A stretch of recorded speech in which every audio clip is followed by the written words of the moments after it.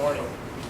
Last year, Jennifer came to Heather and I and asked if we wanted to do a one-to-one classroom, and I know Heather was very excited about it, jumped right in, and I was a little leery. I said yes because the boss asked me to. But I was also interested in it as well. One-to-one classroom, we're kind of a hybrid of it because the students don't actually have 24-hour access to their own computer. They have it while they're in our classroom, and when they're outside of our classroom, whatever technology they have at home is what they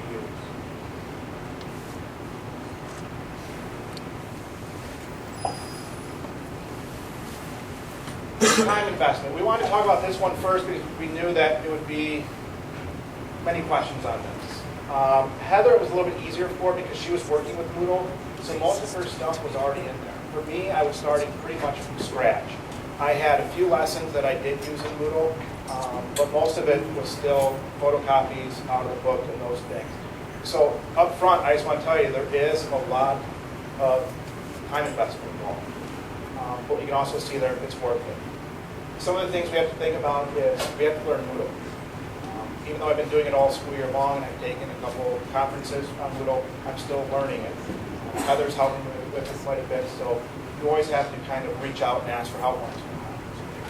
Digitizing your content, meaning you have to get it maybe PDF format or save so you can upload it into your Moodle account, revising your content, creating question banks for your tests and quizzes. It takes some time. Creating new assignments, creating links to other links for the videos. Those are all going to take time, but what we have to realize is that once they're there, it's already done for us. We can go back and then we can make changes when we need to. This was my statement right there. Once the content is in Moodle, it's smooth sailing. It really is. First trimester, I about had a heart attack every other day because every night I'm spending, an hour, 2 hours at home getting stuff ready. And I was like, I don't know if I can handle this another trimester. But when the second trimester came around, everything's in there. And if I didn't like how something worked out, I just make a minor tweak. It's a 5-10 minute process after that. That's it. So the first trimester is extremely stressful, and I just want to make that clear up front. But after that, it's much easier, and it is worth the effort to do that first try.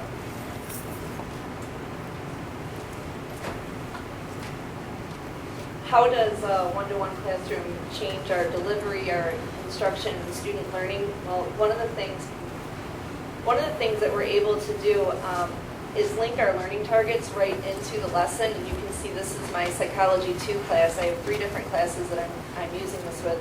And my learning targets are right there with each lesson. So students are constantly reminded of what they're supposed to be learning in each lesson. And they have a variety of different things to help them to learn each one of those learning targets.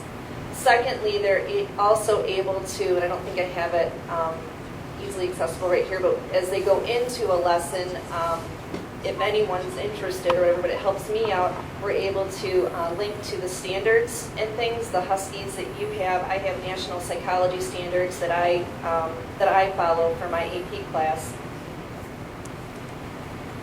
The work, as you can see there, is always at their fingertips, and when they come in the classroom, they have their computers and they just get right on and they know what lesson we're on and they see what we're doing. The lessons are identified. There's a daily calendar that they use. When we get to some of the other links and things, you'll see some of those different calendars and that sort of thing. There's easy access. They just click on a link and it pulls up a picture, it pulls up a video, pulls up a lesson, whatever they need there. This is a picture that Chris took. You want to talk about this? Teaching English 10, I have 3 of the same preps throughout the day. So rewriting things on the board gets redundant after a while, and it takes a lot of the class time out. So one day I was just sitting there and I wrote something on the board. I'm like, I really like that. I want to share that with the next class. So I just took out my cell phone, went to the camera, snapped a picture of it. In 2 seconds, I uploaded it and was able to put it on there. So now that next class period that comes in, instead of wasting the 5 minutes of rewriting something up on the board, I can just click in a matter of seconds and it's right there and we can go over it.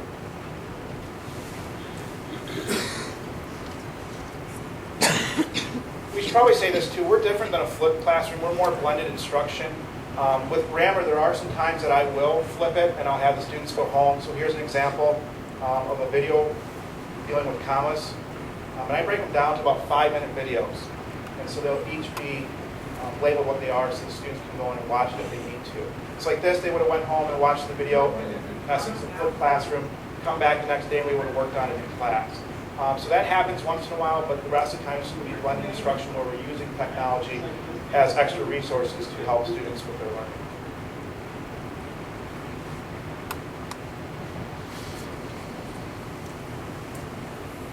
Some instructional strategies that we use. You can see we have the direct instruction.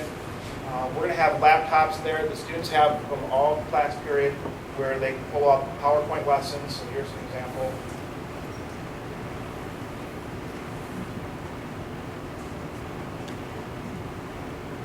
And what's nice about this is that all students can save this to their home computers.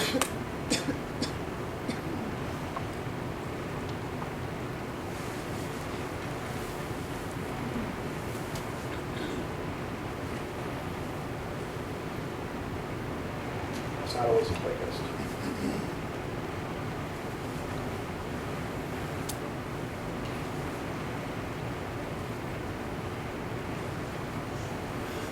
Students can go in and they can work through problems. You know, we're talking about different types of components of a sentence, and they go through, and that's just another resource for them to use at home. We will use this in class, but they have access to it when they get home from school. So if they're having problems with what we did that day in class, they go back and refer to either the videos that are on there that I have or PowerPoint presentations.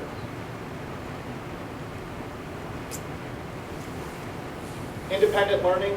We're still doing traditional work where we're going to be in class. You know, English class is a little bit different than a math class. We're actually going to have class discussions where we just can't put them up on a video because we want everyone to participate. But I do have videos for that. And so like here's a typical lesson. We'll go over run-on sentences in class, and we're actually going to do this today. And I'm going to lecture about run-on sentences. But this is a... How to avoid run-on sentences. A run-on sentence comprises two parts that should stand alone as separate sentences. And students tend to have a little bit of trouble with run-on sentences. So what's going to happen is in class, I'm going to answer any of the questions they have, and then when they go home, they're able to, again, watch a video. This time it's not me, it's a video I thought someone did a lot better than I could. So I use this one, and they go and it talks about run-on sentences and how to correct them. So it's just an extra resource for them to use. And then cooperative learning. In my classroom, we use things like Google Docs. You know, we'll have a project they'll work on. Students can go in there and they'll share a document. They can go in and edit and those kind of things. One of the nice things with Moodle that we use is they have forums, especially in an English class when we're discussing a lot. And there's those students that are quiet, shy, they don't say a lot. You know, they have a lot they could say. The forums offer them an opportunity to voice their opinion, share their ideas, and it's not necessarily one-to-one contact. It's throughout a forum, so they're able to get their voice out there and students can reply back.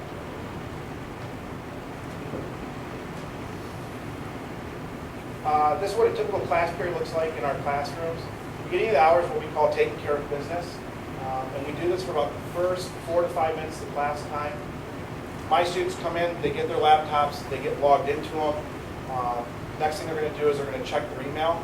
Because a lot of times I will email them. I know other teachers are utilizing the school email accounts. Sports coaches and directors are using it so they can check those. They get logged into Moodle, they submit last night's homework.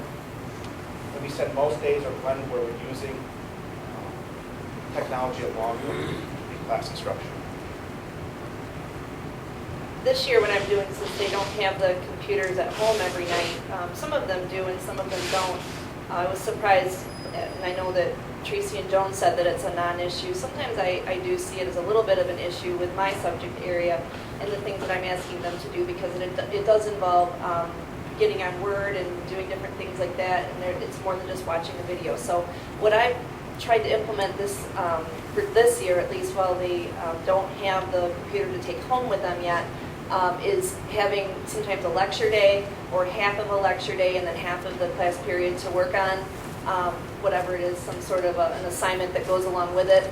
And they do have some days, I have at least a day a week where they have a work day, where they have an assignment as if they were having homework, because they don't have a textbook anymore. I'm going to talk about that in a minute. My general psych kids don't have a textbook anymore, and so they have to have the online resources. So I give them a day in class as if they were at home, and they're doing their reading and they're doing their note-taking and things like that as if they would be doing it at home.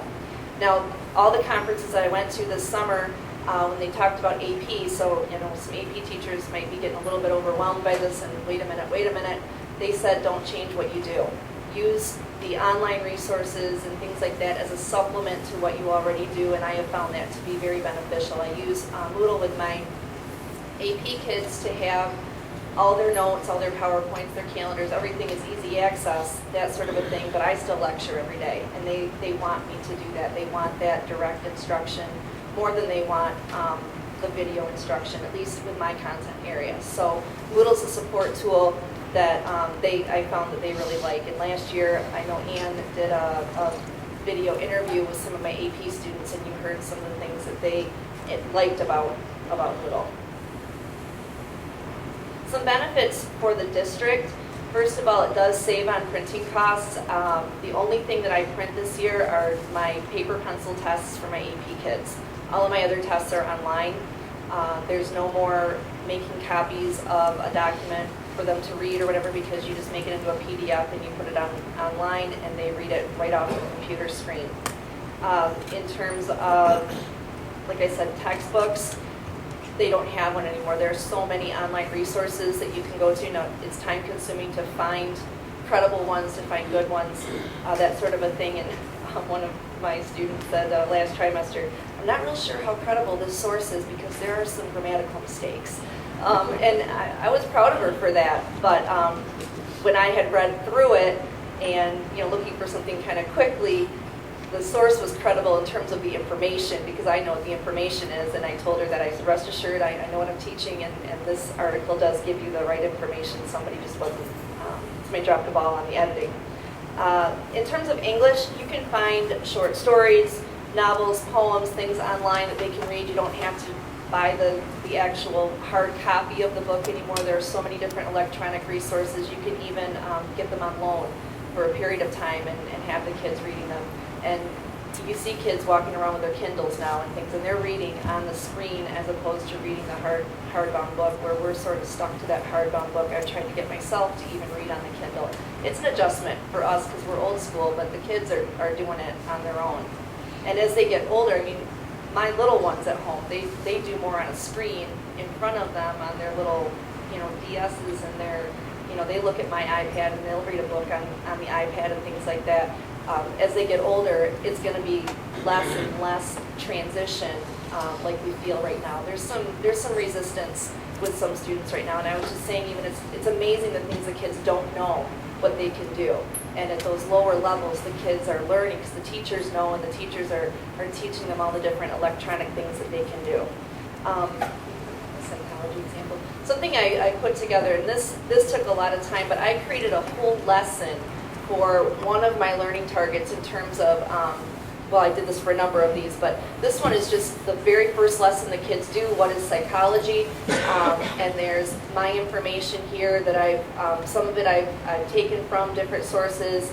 There's a video linked up, and then there's a PDF there in blue where it says careers in psychology. I'm telling them what to do. They just follow the steps, 1, 2, 3, and then as they go down, they will, we're not logged in as a student right now, but there's a quiz that they're going to take to let me know what they learned. And they can take it as many times as they want to. There are a variety of different questions. Every time they take the quiz, if they want, if they didn't get the score they want for their homework assignment, they can take it again, but they're going to get different questions. And it just holds them accountable for that reading, as opposed to having to write out an assignment, answer different questions. They just do it on a quick assessment that they can do, and they can take it, like I said, as many times as they want, and they get the highest grade. If they're happy with an 8 out of 10, okay, move on. But most of them work on it until they get a 10 out of 10.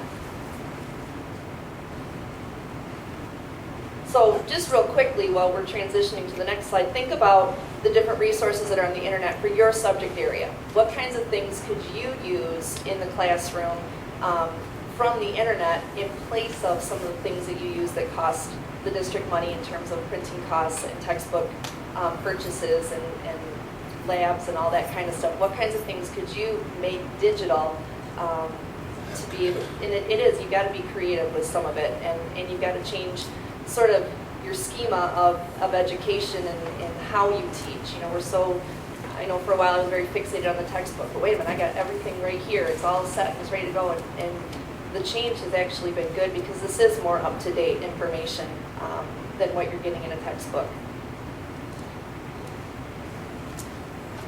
The benefits for students, it says there in a perfect world, there's no paper. And I kind of made a mistake and opened up that the first trimester on the first day saying, welcome to the class, we're going to have absolutely no paper. And I think that lasted a week before we actually had to use paper for something. But we're going to use a lot less. And the students like that because it comes down to organization. I have those kids in my 10th grade class where you ask them for an assignment, turn it, and they reach in their backpack, and there's no rhyme or reason how they put it in there. They just pull it out if they can even find it. With my classroom, one of the very first things we do is in their student account in the H drive is that we set up folders for them. They have one master folder, English 10A or 10B, and then it's broken down to the different units that we do, and then homework and notes inside of there. And so if I ask a student, okay, let me see your homework for sentence types, they know exactly where to go, and they're really good at going in there and saving in there, so they're all organized. That especially helps when they go back to study because they know where everything is at, and they can access it quickly. One of the things I really like for students is that the learning can continue at home. I wasn't sure if students would really, use this resource, but they do. The videos online, I'm not a YouTube sensation yet by any means, but my students are going there and they are watching the lessons on there when they get home. So there is, learning that goes on at home. Another thing is the less missing homework. I still have missing homework, but it is reduced quite a bit. And one of the things that helps with that is that due dates are clear. When they click on an assignment through Moodle, it specifically tells them the due date, when it's due, the date, and the time that it's due. And also with our new gradebook program, emailing students is really easy now. And if it's a really big assignment, I always email them and say, look, this assignment is due on this date. And again, they have 24-hour access to the class. It's funny, I don't know how some of these kids can function during the day because I have students that are submitting homework at 2 in the morning. They're getting it done, but they have access to it the entire time. I'm going to add a little bit to that. With the email and things, last night I checked my email real quick and I kind of vowed to, it's a snow day, I'm not doing schoolwork on a snow day, I'm going to be with my kids. They're on their way to Disney World today and they're leaving me for 11 days. So I thought, I'm going to be with my kids. So then last night, around 10 o'clock, I checked my email. I got all these AP kids. They were supposed to have a test yesterday, and they want to know what's going on. What are we doing? It's a short day. And they're freaking out. I'm like, hey, it's a snow day. Relax. And, but I was able to quickly, and I did this, it was from bed on my iPad. I quickly got onto Moodle. I threw an announcement into one of the forums. The announcement setting goes to every student. They all received an email, albeit at 10 o'clock, but if they're submitting it too, they should have been fine. And let them know what the plan was for today. And apologize that it was late notice sort of a thing, but and just let them know the change in plans. And we're able to do that now, where before they are freaking out. They want to know, what are we going to do when we get in there? And regular kids don't do that, though. Just kidding. But they do a 24 access. And in terms of less missing homework, the organization, one of the things when I've asked them, their feedback on this stuff, I want to know, what do you think about all this stuff? The change, I know it's different, and the one thing I always get is I feel more organized. I'm not losing my papers all over the place. I don't even have to carry a notebook to your class. And so they're excited about that they're getting their work turned in and in a timely format. Forums, we've talked about, if you're not familiar with a forum, it's like a bulletin board where you post a question and then students respond to that question, and then they even respond to each other. And that's what I was doing. And for those of you who saw the WZZM broadcast, whatever, where they came into my classroom and they were looking at how we use cell phones and things like that in the classroom, they were looking up articles online and they were doing basically a current event. And they were posting it into a forum, And then instead of taking class time to discuss them all and things like that, where they share them with each other and stuff, they're able to go in and they're reading each other's current events and they're commenting on them. And that takes it to an even deeper level because they can't just say, oh, that's cool. They respond with something a little more intelligent than that, a little deeper. They give their own view of that article. So when they have to respond to 3 other students, they're reading their own article and then they're learning about 3 other current events going on, at least in psychology for my class. And I know that social studies teachers in their classes do this sort of a thing. The nice thing about forums though, instead of a discussion in class, you've got those students who you don't even know they have a voice. And they are giving you stuff that you, whoa, you know, this is the kid who sits there and they never talk. They don't give you any sort of feedback whatsoever, and they're giving you some responses that you're like, wow, that kid's really, and then you can take the opportunity in class to say, you know what, I really liked what you had to say there on that forum to so-and-so. That was really deep. That was really good thinking there. And it gives them that positive boost to maybe realize they've got some potential, and then they sometimes start to open up. Not always, but sometimes they'll start to open up a little bit more just because they were able to put something in writing instead of having to say it out loud. And they can take more time to think about how they're gonna respond instead of just having to be put on the spot with, well, what do you think about that? They haven't had time to process, but if they're reading it, they can process it and then respond to it. We're able to do more inquiry-based learning just by having the internet right there at our fingertips. Practice quizzes, this is something that I do when the kids are getting ready to take a test or a quiz.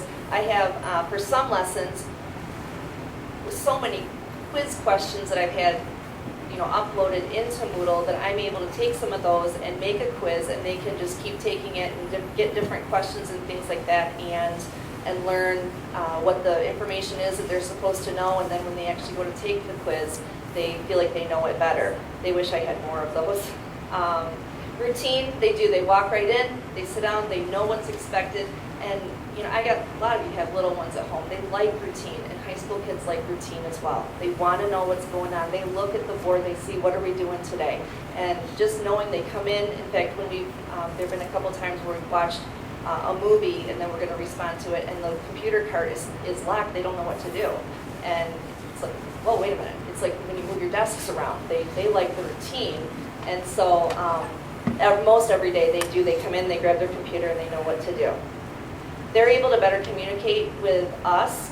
They email us questions, just even a quick question. I'll do that even as a formative assessment. I'll just ask them, you know what, I want you to shoot me an email right now. I want the subject line to be whatever the topic is we're studying, and I want you to put either get it, don't get it, or I'm in the middle. And then I know where they are, and then they'll answer a question in the email. And then not getting behind. We can stay on task even if if there's a day I have to be gone, and I know it can be sometimes stressful to figure out, oh my goodness, what day should I, plan this curriculum day or whatever.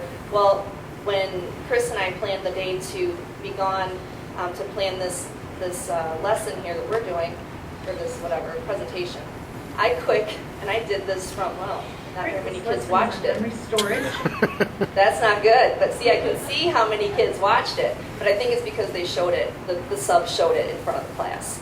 But I did this actually at church on a Wednesday night. I was at church and I just brought my computer with me and I was waiting to do something and I just and I didn't even edit it. I just did a quick 16-minute video, 17-minute video, and they're able to get the notes that I would have lectured in class that day. Another thing that I've done with videos is I've given them directions on how to do an assignment. So I don't have to take class time, or if the student is absent, they can get on and they can see what the assignment is.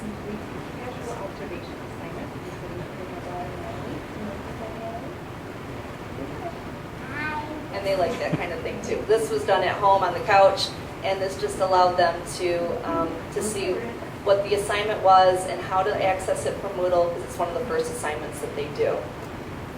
And then thirdly, I'm able to give them answers to an assignment that they do. I can just put the answers on a video, and then once they've submitted an assignment,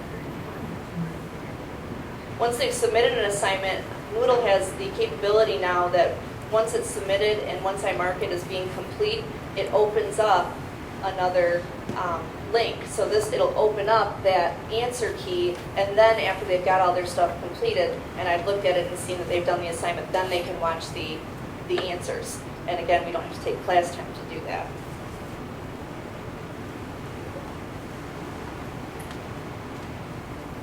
Benefits for parents. At conferences, I always have parents come in and I'll tell them, your child's struggling with grammar. And, I'm trying helping them, but it's been years since I've done this.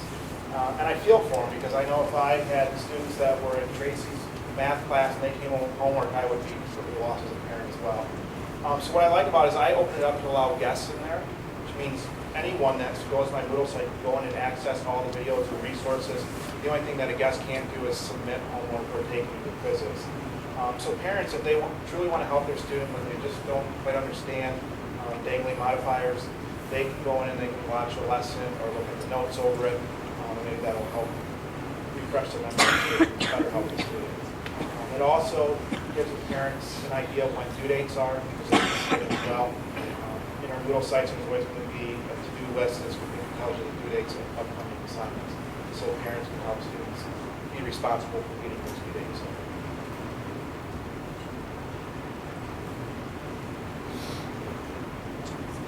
And finally, I know we're all sitting here thinking, how does this benefit me? It really does have huge benefits in the long run. Even though I had a lot of things digitized already, I can't tell you how much time I've put in just this year. And the more preps you have, obviously, the more work you have to put in. And you just got to be patient.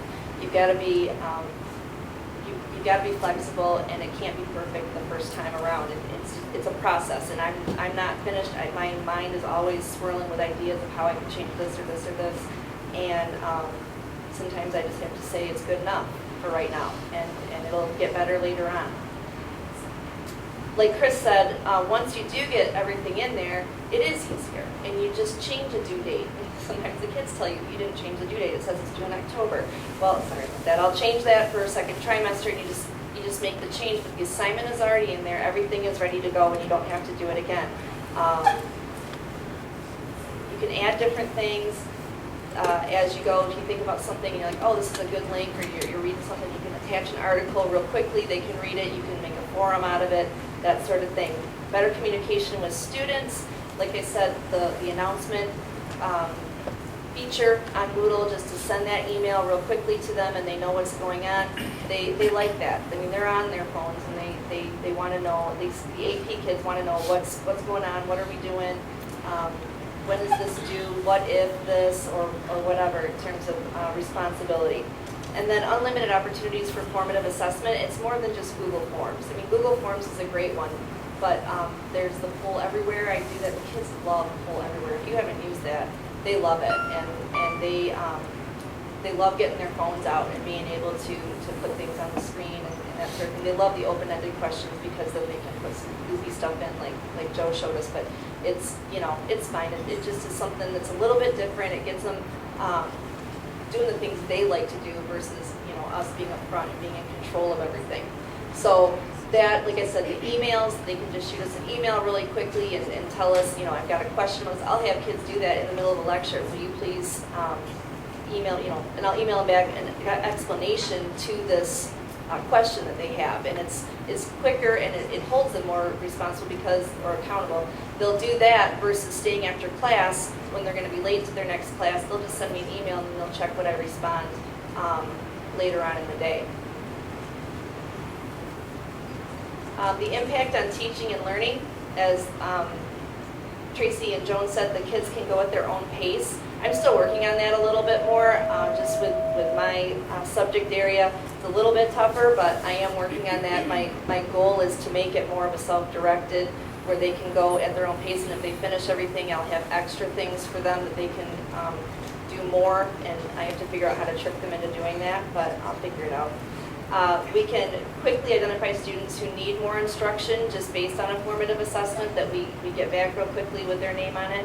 And then there's more one-to-one teacher-student interaction where we are communicating with all of our students because we're doing it digitally, when we don't always have time to get around to every single student.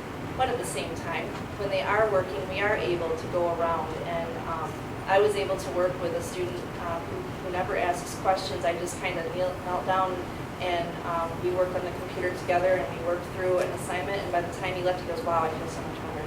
I get it, because the other kids, I knew that they were kind of getting it just by walking around and seeing, and this kid just wasn't, and he wasn't going to go ask a friend, and he was going to struggle through it himself.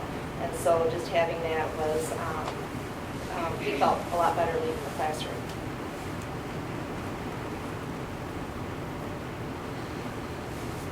Teacher preparation.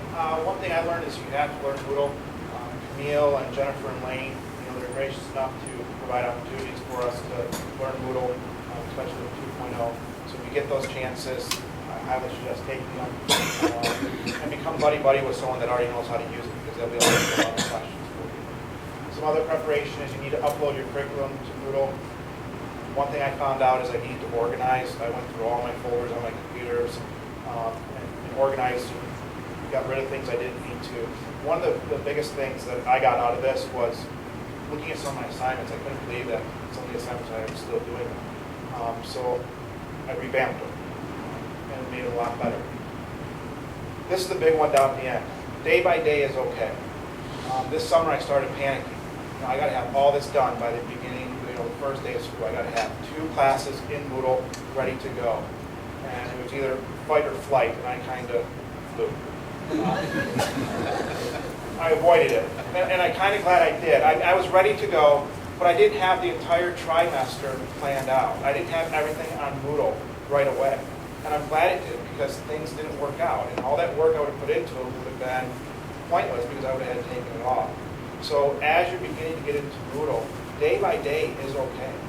And you know what you're teaching, you know the content. So if you're only one day of putting stuff in Moodle ahead of the students, that's okay.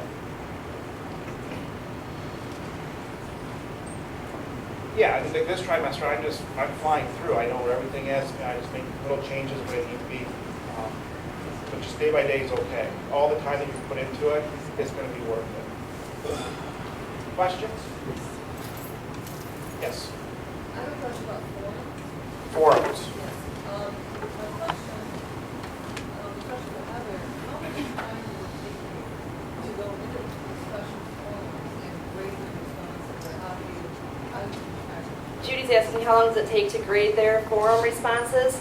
I found a way, you have to be a little bit, if you go into and just click on each student, you can see all their posts, and it makes it go a lot faster than going into the actual forum and reading and then keeping track of who's responded to what or whatever. You can just see what they've done. You might not know exactly what they've responded to, but you're bright enough you can figure it out whether that was an in-depth response and that sort of a thing. So I've made it go a little quicker, but yeah, it does take time.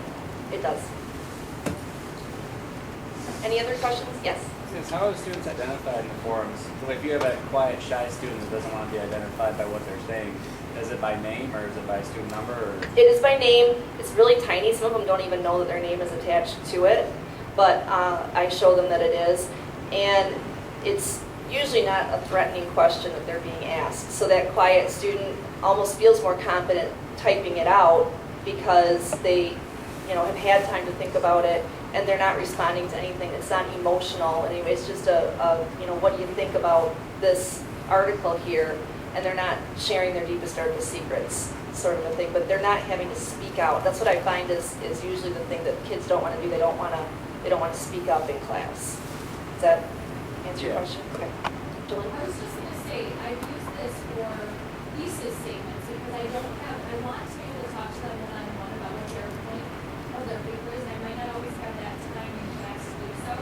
So I'll say to them, okay, tonight the assignment is you need to go and put your thesis statement. And then I, from home, is able to be able to read their thesis statements individually and give them feedback and say, yeah, go ahead, start on it. Or I think I would probably, and I make some comments so that when they come the next day, they're able to say, am I ready to move on?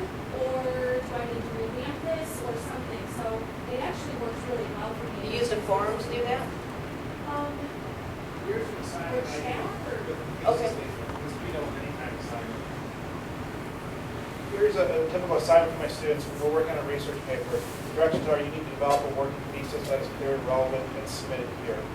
It's going to look different than this because I've been logged into it, but they're going to have a submit button and a text box will pop up and they'll type in what their thesis statement is and it sends it automatically to me. I'm notified that it's sent in and I can look at it, and if it's good I can say awesome, continue, or if it needs revamping, I can tell them what they need to tweak.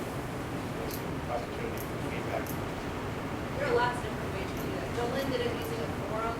You can do it like this. You can do it via email. You can do all kinds of different things where they're getting it to you, and you can do a written, electronic feedback to them. And for any kind of a project, it's a step-by-step project. I've done this with a research project before for psychology, and it worked out really well. Any other questions, Brett?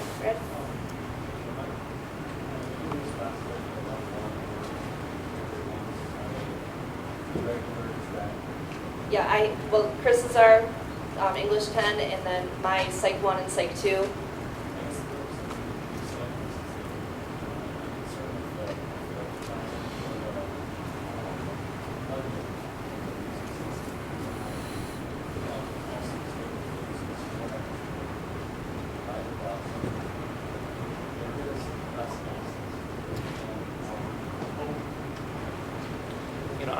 My fear is for the kid that doesn't have access as much, and they're on the bus. I have to be on the bus, and yes, they can kind of eat lunch here or whatever. But my greatest fear is that I'm teaching mostly these kids that are not the AP route, and there are a number of kids that don't have access. And I know there's some part of that is excuses, like Joan said, and I know that's true, but we have to overcome that in order to make it relevant for everyone. Brad, you have our hearing. Yeah, and that's why we need one-to-one. We have to make that happen somehow. As I sit here, listen to all this, I'm just like, man, we need to get, it's got to be like paper and pencil. They need that device. So, and that solves that issue. Yeah, and people call it digital divide. That's what it creates if you don't address it. Being flexible, so I know I ask students that. We say that we try to go paperless, but we say it was in a perfect world. If I have a student that says, I'm going to be on a bus all night tonight for a basketball game, is there any way I can print out this assignment and hand it in? Absolutely. That flexibility is there, and that's understandable. I had a student last week that said, you know what, last night my mom was taking an online class, so I didn't have access to the computer, so she couldn't print out the assignment. I hope you will still accept it. And I did, because they did the work, and we just need to be flexible with that. Up here, I put my Moodle for English 10A. This is my class. Everything that happens in 10A is on this page. And you can see that there's spots for classroom syllabus, your expectations, announcements, some other things. And then it's broken down into the different segments of my class, like grammar. You can see everything that goes there. They can download notes for the